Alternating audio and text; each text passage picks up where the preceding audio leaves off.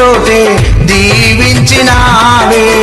ఖ్యాతినిచ్చి ఘనతానిచ్చి మంచి పేరు నాకిచ్చావే. ఖ్యాతినిచ్చి ఘనతానిచ్చి మంచి పేరు నాకిచ్చావే. శాశ్వతమైన కృపతో నన్ను నడుపుచున్నావే. నేను ఓడిపోనయా నా పక్షానుండగా